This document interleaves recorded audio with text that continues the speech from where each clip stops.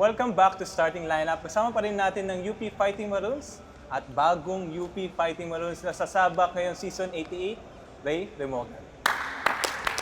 Boss, Slow clap. thank you. Welcome sa Starting Lineup, Ray. Thank you. So, sabi mo nanood ka nung last season nung finals. Alam naman natin kung gaano ka-iba yung fans ng UP, lalo na kapag finals. Nung nanonood ka, ano yung mga na-feel mo and then nag-champion na, naging motivation ba to para alam mo yung magtrabaho ko na, gusto ko rin to for the next season? Ano yung mga ginawa mo na itong off-season? Siyempre nung nanonood, parang nakakaramdam ka ng parang gusto mo rin maglaro sa ganong crowd kasi sa past school ko hindi naman ganun yung crowd, so parang may konting parang inggit na gusto mo maglaro that time, and siyempre na-motivate ka na kung ano yung nakuha nila, na pagdaanan nila, gusto mo rin mapagdaanan and makuha. And yun, hanggang ngayon naman tinatrabaho pa rin para makuha this season. Kanina pinag-usapan natin yung role nyo kung ano yung mga nangyari. So, ngayon naman, gusto ko manggaling sa bibig nyo kung ano ba yung mga may tutulong nyo for Season 88. Simulan na tayo sa Jer. Ano yung tingin mo, role mo na makakatulong para makabalik kayo ng finals? Siguro ganun pa rin. As a captain siguro, i-guide ko pa rin yung mga players and lalo na yung mga rookies na papunta sa season na gawin lang namin yung ginagawa namin sa practice, apply lang namin yung mga ginagawa namin, and stick lang kami sa sistema na pinapagawa sa amin, and bigay lang namin yung best namin tulad nung sabi ni Harold kanina na kahit anong mangyari, ano man yung outcome, ang importante is ma-express namin yung sarili namin, yung talent namin, and magtulungan kami sa loob ng court. Ikaw, Ray, from UE, kasi sa UE parang pag sinabing UE, stop Ray Remoga at stop UE. Yun yung mga nasa isip natin nung time na yun Legit. 100%. Halos lahat parang, sige, bigyan natin yung bola kay Ray Remoga at siya na bahala. Pero iba dito sa UP kasi syempre may kasama kang Harold, Terence, Jerry, and mga ibang teammates pa na alam mo yun na kapag binigay mo yung bola, alam mo may gagawin. Ano yung parang tinweak mo sa game mo para mas maging okay ka na as a point guard na alam mo makakatulong? Kasi alam naman natin na hindi pwedeng puro sa'yo muna yung bola. Ano yung mga binago mo sa mindset mo, sa workout mo this off-season para mas maging ready ka for Season 88? Nung paglipat ko talagang binago ko talaga yung mindset ko kasi yun nga, kami from UE na halos parang 50% ng bola nasa akin. So, 50? Mga 90 ganun. So, syempre paglipat ko naman, alam ko naman na hindi ko magagawa yun. So, kailangan kong ibahin yung mindset ko na kailangan humanap ako ng way na sa ibang way para makatulong sa team. And yun nga, yung goal kasi is mag-champion pa rin, mag-champion talaga. Hindi naman ipakita ko ano yung napapakita ko sa UE. So, siguro yung matutulong ko this team talaga is ibigay ko lang yung best ko, and gawin ko yung role ko sa point guard, and maging extension talaga ako ng coaches sa loob ng court kasi UAP is maingay. So, kailangan makonek-connect ko yung bawat isa sa amin, and yun nga, yung team namin. Punta naman tayo kay Terence at Harold. Narinig ko kasi na biggest role daw kayo ngayon So ano yung masasabi nyo na malaki yung factor malaki yung factor yung dalawa na makakatulong kayo na para maabot ulit yung finals? As a player naman, up to challenge pa rin naman. Siguro yun yung tinuro sa amin ni Coach Gold. Kung may ibigay sa amin na challenge, talagang lalabanan namin challenge na yun.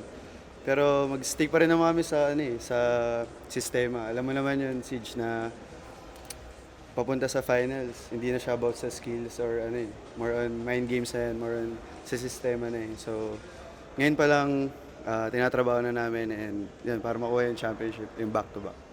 Ikaw, Rod? For me, yung pagiging lead by example, lead sa actions, kasi di ako masyadong masalita So, pinapakita ko through my actions. And once na example, si Coach Gold may sinasabi, tapos may pinagsasabihan sa amin, lalo na ako, yun lang, kung paano ako mag-react kasi makaka-apekto din sa teammates ko So, mag-react ako ng maayos para yung teammates ko makita na, uy, yung senior nga namin ganun mag-react. So, wala akong karapatan na ganito, ganyan. So, yun lang yung sa akin. And sa game siguro, defensively, offensively, maging ready lang ako kasi once na ibigay sa amin yung moment, alam naman namin na kaya naming harapin. Pag-usapan naman natin yung off-season nyo. Nag-champion kayo sa Phil Oil, tapos lumilipad pa kayo sa ibang bansa. Serbia, Japan, may isa pa ba? Korea. Alis kayo. Tingin nyo, ano yung gano'n ka-importante yung mga gano'n na off-season, lalo na hindi lahat ng college player na abot yun eh. Makapunta na ibang bansa, kasama yung mga teammates, yung mga coaches. Tanong nyo, gano'n ka-importante yun? Laking bagay yun sa team and sa individual namin, sa sarili namin. Kumbaga kasi doon namin nakikita yung mga kailangan namin i-improve as a team and as a individual. And doon rin namin na-apply yung mga ginagawa namin sa practices. Na mga offense man yan or defense man yan or yung kahit yung sarili mo, yung pakiramdam sa sarili mo, yung tapang mo, yung kumpiyansa mo, doon mo ma-apply lahat yan. And laking bagay, laking tulong nun para sa paparating na season na para mapulido pa namin yung mga ginagawa namin. Let's talk about confidence eh. Nanalo ka ng Finals MVP nung Phil Oil. Gaano na-boost yung moral mo? Back to back. Back to back. Ay, sorry. Ulitin ko. Let's talk about confidence here. Back-to-back Finals MVP sa Phil Oil. Gaano nakatulong sa confidence mo yun going to season 18? Sa akin, personally, hindi ko naman siya iniisip eh. Kumbaga, sabi nga nila, bonus na yung mga ganong bagay. Bonus? Ha? Bonus na lang yung mga ganong bagay. And sa sarili ko naman, nakakatulong siya para mag-boost yung kumpiyansa ko papuntang UAP. And hindi ko rin sinasabi na kailangan ko taasan yung kumpiyansa ko kasi ibang liga naman yan eh. Kumbaga, hindi naman siya tulad ng mga off-season na sinasalihan namin. And hindi naman tulad namin, mga players, mga team, nag-i-improve naman siya every day, every month. So pagpunta ng season, ibang atmosphere na yun, ibang usapan na yun. Kumbaga, sa akin lang continue lang ako sa pagkatrabaho, continue lang namin yung mga ginagawa namin, and mag-improve lang kami araw-araw. Punta tayo kay Rere mo agad.